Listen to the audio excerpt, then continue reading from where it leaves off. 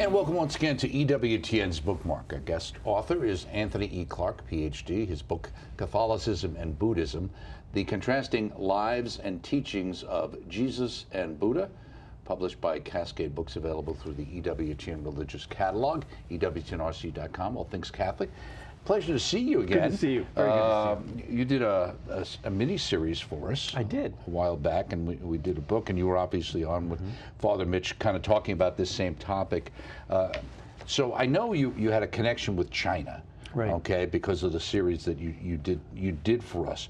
Is that how you got interested in Buddhism, or explain? Right. So my first book wasn't about Christianity at all, but when I was working on it in China, I encountered the stories of Catholic martyrs who died in China. And as a Catholic, it was so moving to me that I actually just shifted my entire career towards studying the church in China. And I've been working on martyrdom in China now for a couple decades.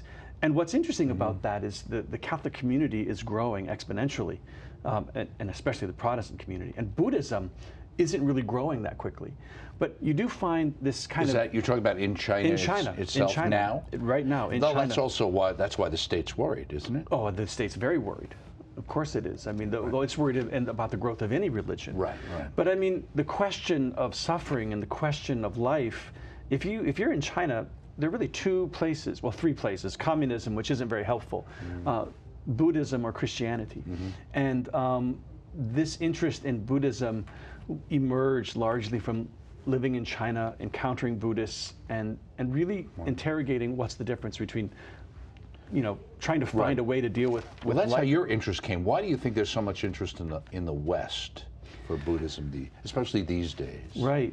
Interestingly, I think we live in a post-World War I, World War II era, wherein there was this reaction against religion, largely against Christianity.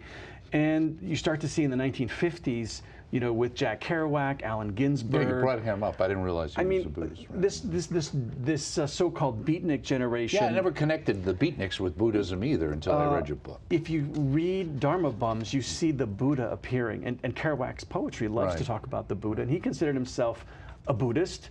And so from that era in the 1950s, you just start to see this huge growth of Buddhism. And I hear this all the time: Buddhism is the, quote, safe religion. Buddhism is the religion that is, quote, peaceful. It's the alternative to, this outdated Christianity that people view as being responsible for the wars or responsible for the Crusades. Is it also helpful because there's not a lot of rules?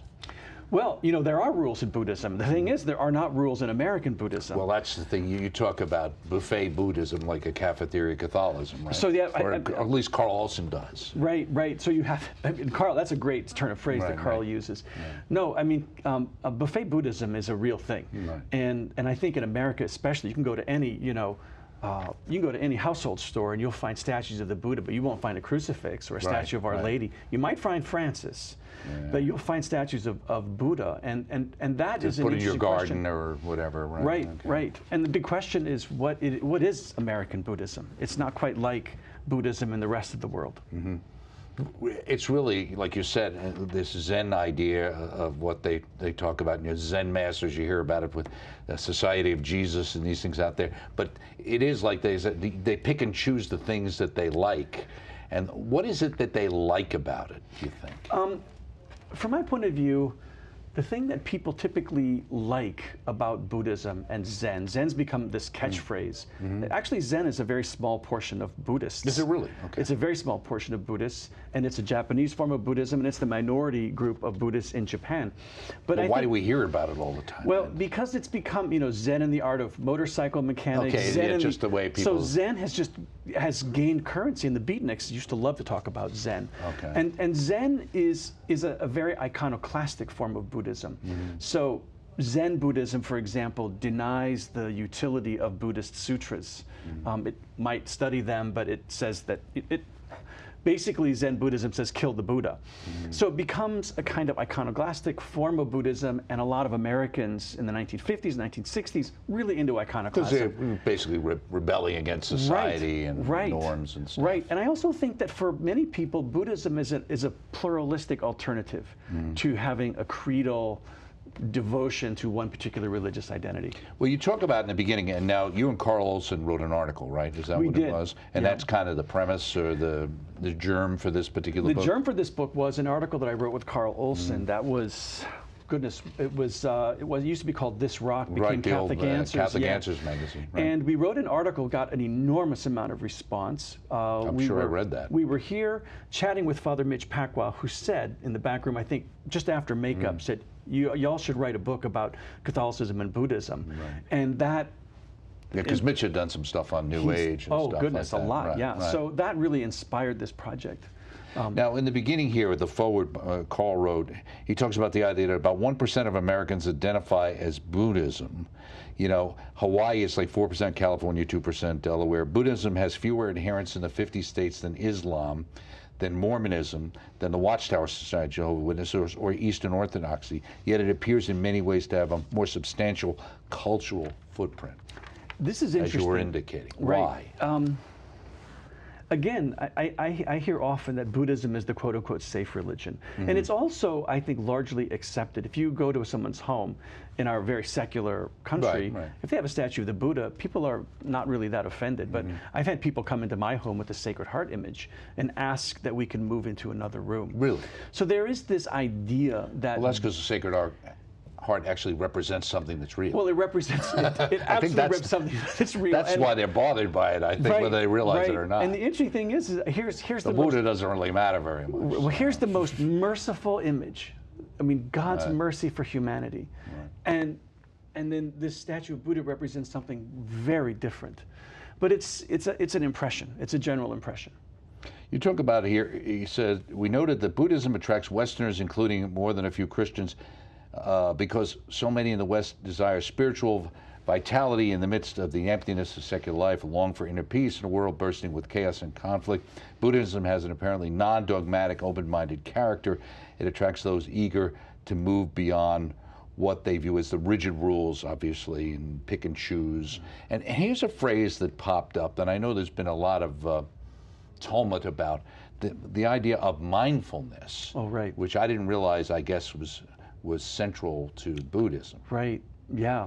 Because we hear about that a lot. Yeah, quite a lot. In Christian, Catholic, and in just the secular culture. So in Buddhism, the first thing I should say that's very important, as to be a Buddhist is not to have a Buddhist statue in your home and sort of identify as a Buddhist. To be formally a Buddhist, you take vows. And those vows are what we call the three jewels. I take refuge in the Buddha, I take refuge in the Dharma, and I take refuge in the Buddhist community, the Sangha. So, I mean, even the Dalai Lama, when he sees all these Americans are referring to themselves as Buddhists, the Dalai Lama says, I don't really get this. It's like putting a yak's head on a sheep's body. The Dalai Lama is very honest about this. They're not the same thing. So Almost all other religions are.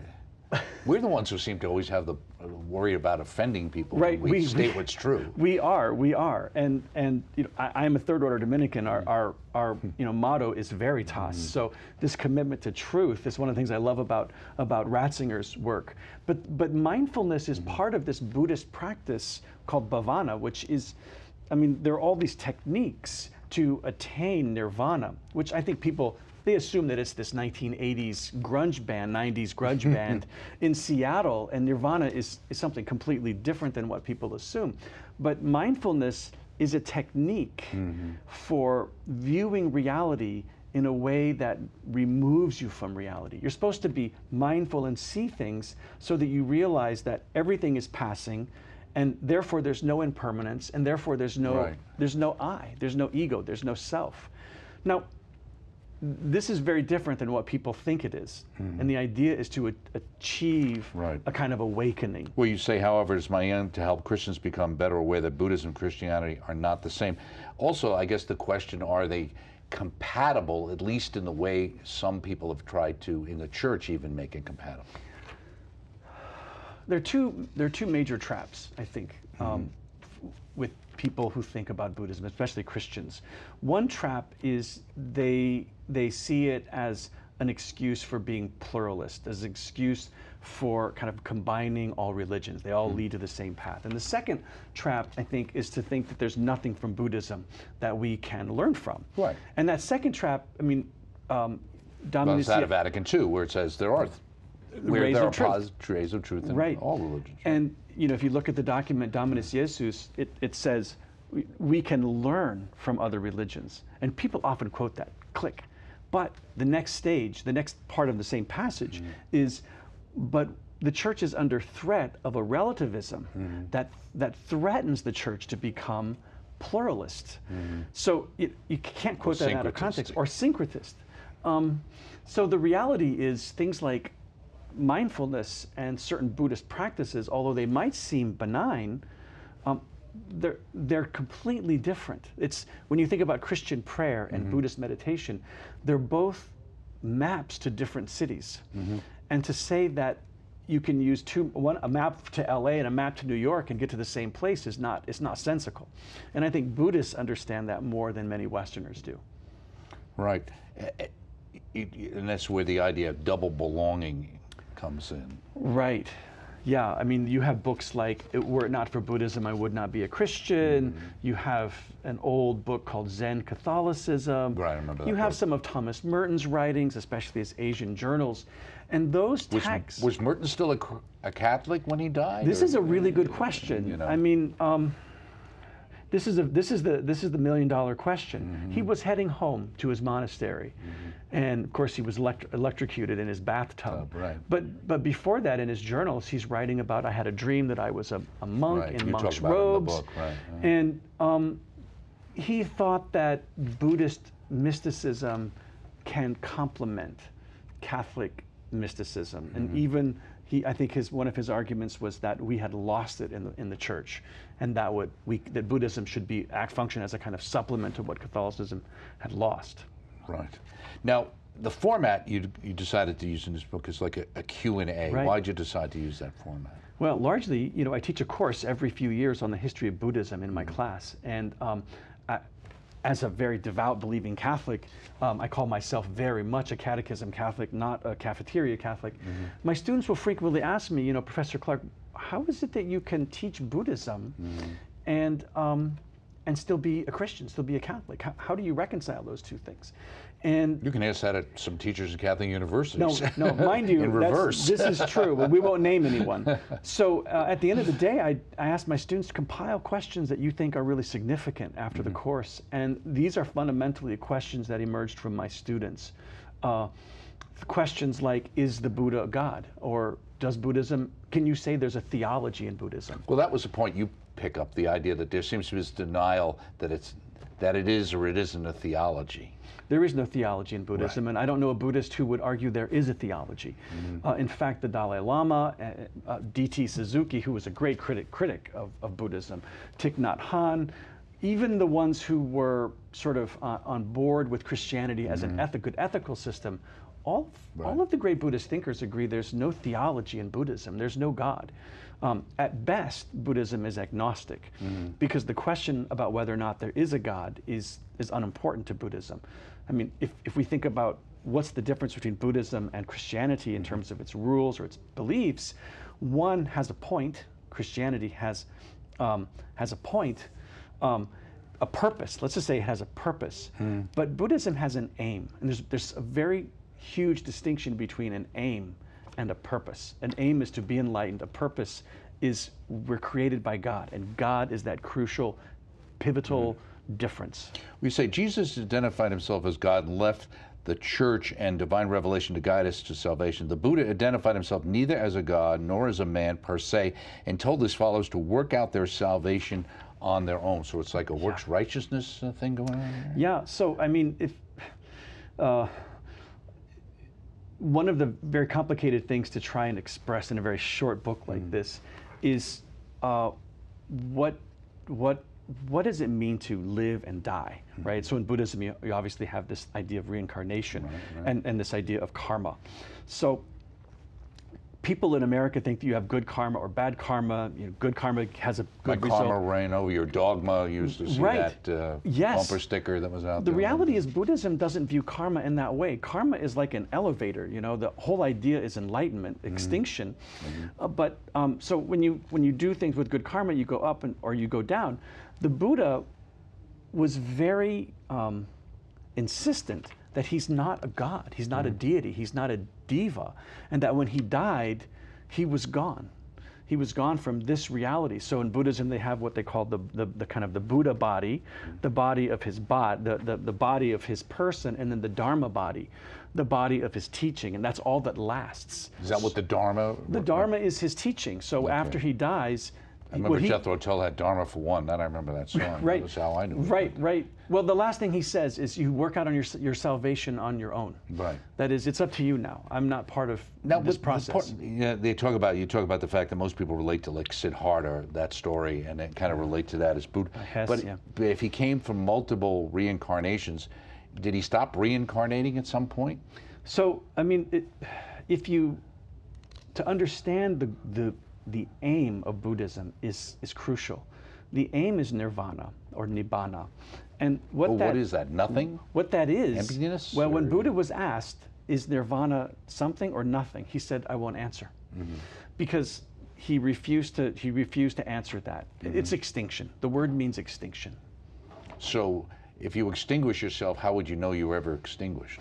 Right. So one of the things that the Buddha classically criticizes is the whole point of Buddhism is to relieve ourselves from suffering. And how do we do that? The Buddha says we do that. Because all suffering is bad. All suffering is bad. But that's the opposite of Christianity. I mean, suffering can associate with us with Christ and has a very salutary, a very salutary result. So from the point of view of Buddhism, then desire is the cause of suffering.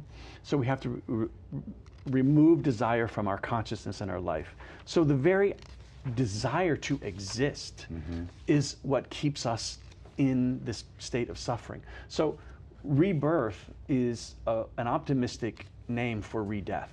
So the ideal is to achieve enlightenment, which is nirvana, which is moksha, a liberation from suffering that is a liberation from the very self. So I can't get around the fact that for me, nirvana is nothingness. Well, let me ask you, you're talking one of the questions that early on you say, the Four Noble Truths, what are they? So the Buddha sits under a tree, he goes through these watches of the night, and he realizes two things that are the kernel of Buddhism. The first is the Four Noble Truths, and the second is the lack of self. The second one is more complicated. The Four Noble Truths are life is suffering. The second is the cause of suffering is desire. The third is to get rid of suffering, we have to get rid of our desires. And the fourth is to pursue these eightfold paths. And one of them is actually mindfulness, forms of meditation, forms of moral behavior. So the Four Noble Truths and the doctrine of the lack of self, that's really what all Buddhists can agree upon. You say here, Buddhism imagines reality to be the cause of itself, with no God beyond it as a transcendent creator. I think of Buddhism as it's like a cobweb, and it's the web that has no weaver. It just is. Thomas Aquinas said, "Creatio ex nihilo." So God created from nothing. Ex nihilo nihil fit, right? So from nothing, nothing comes. Buddhism holds that whatever we see as reality has always existed and always will exist. So there is no creation, so to speak, no God. It talks about how you have this system of reincarnation and liberation, but what I think the fatal sort of Achilles heel of Buddhism is, so who made the system? Where does this system come from? The system of reincarnation, the system of liberation from suffering, where does that come from? Hinduism?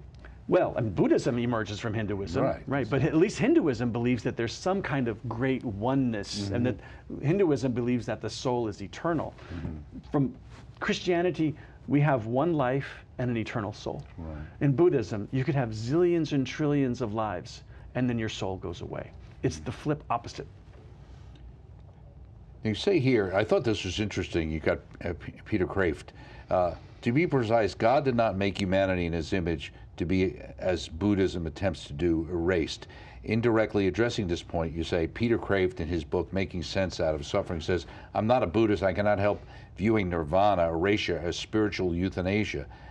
I help viewing it as that, killing the patient, the self-I, the ego, to cure the disease, egotism, selfishness. Buddhism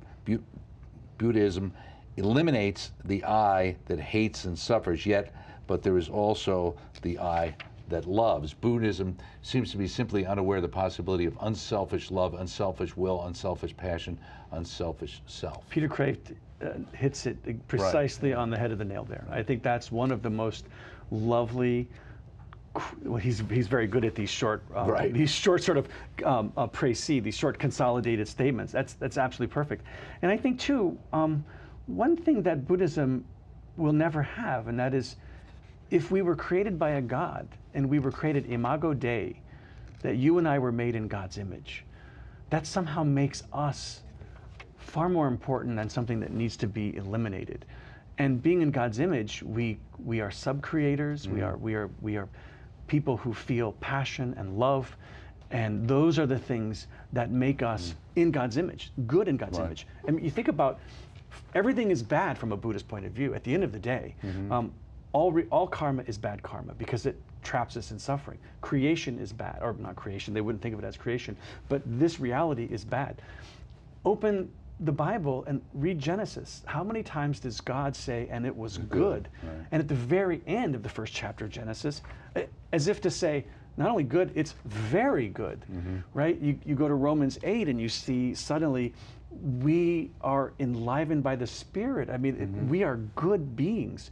Sacred Scripture is full of the goodness of creation, the goodness of God's creation and us in imago Dei. You have a quote here from Ratzinger, 99. It's reported to remark that Buddhism is an autoerotic spirituality that seeks transcendence without imposing concrete religious obligations. This is the other part I wanted. He also reportedly noted Buddhism would replace Marxism as the church's biggest foe by the year 2000. You think that's still true? It seems like Marxism's back pretty big. Now, I don't want to contradict Cardinal Ratzinger. That's something I would never want to do. I'm sorry, I didn't mean to push on this. No, but I mean, I have to say, I think that certainly Buddhism is a challenge to Christianity because as it is manifest in the United States. But I think the communism, I'm a scholar of China, I think the communism at this moment is a greater threat to the church. Absolutely. But when he talks about it being... Under the mask of socialism? Oh, socialism with Chinese characteristics, which means despotic totalitarianism. So is there such a thing as Zen Catholicism? No. No, that's not a possibility. Zen would deny the reality of Catholicism. Zen would deny the reality of a creator or a God or a self. Zen is the opposite of what we would hold. I mean, Chinese emperors used to have Confucians and Buddhists debate one another. And the Buddhists' argument was always, there is nothing here. Nothing exists. Everything is a delusion and an illusion. And the Confucians would always answer, well, goodness, you're not qualified to talk about reality because you don't even believe in it.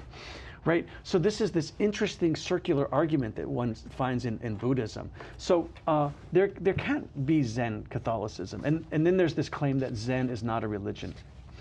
That's a complicated statement, but it absolutely holds positions that are contrary to the Catholic faith. Thomas Keating, who was he? Thomas Keating, Trappist, if Thomas Merton was very interested in, if Merton was interested in Buddhism and Buddhist mysticism, Keating was very interested in a kind of Indian meditation, transcendental meditation, which is another thing. Most Buddhists think that transcendental meditation isn't a real legitimate form of meditation. So Keating was one of those other people who promoted a kind of fusion between Catholicism. Is that where centering prayer comes into? Very much, very much. And centering prayer, I know psychology professors who, some of them think that centering prayer is the greatest thing in the world, and others think it's the fastest avenue to certain types of psychological problems. Okay. So, because you hear about that you hear about that all the time. Well, you talk about the idea with some of these things of some of these retreats, centers, that they go with things that are popular, I think because they're popular. I guess my question was, why are they so popular?